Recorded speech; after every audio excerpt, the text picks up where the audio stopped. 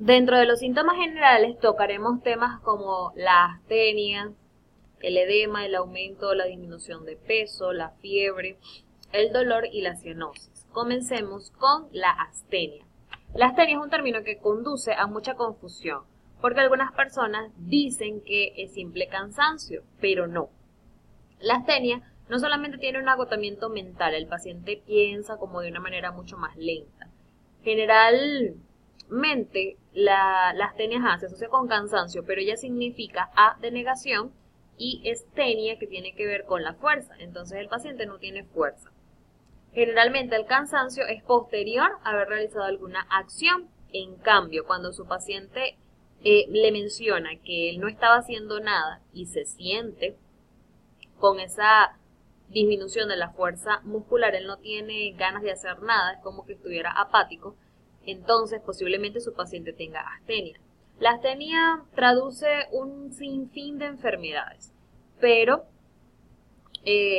no solamente hay que quedarse con el signo, con el síntoma de astenia, sino que hay que buscar otras alteraciones, otros síntomas que nos puedan dar un panorama un poco más amplio para poder decir la astenia es producida por esto y por esto.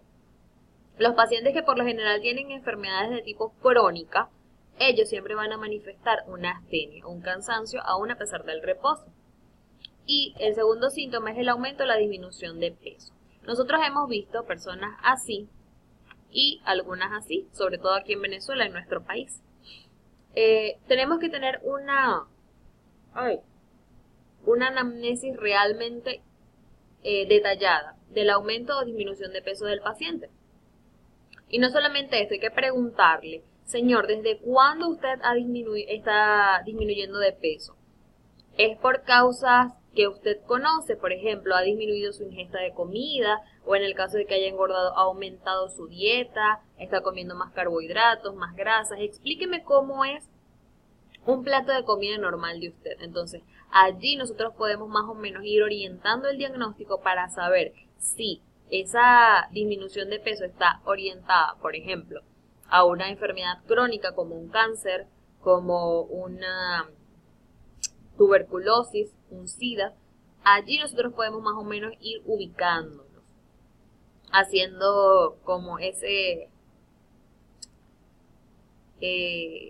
armando el rompecabezas. Por otro lado, cuando el paciente disminuye de peso, es aproximadamente una disminución del 10% en menos de 6 meses. Y cuando aumenta, el porcentaje de grasa, en este caso sería más del 30%.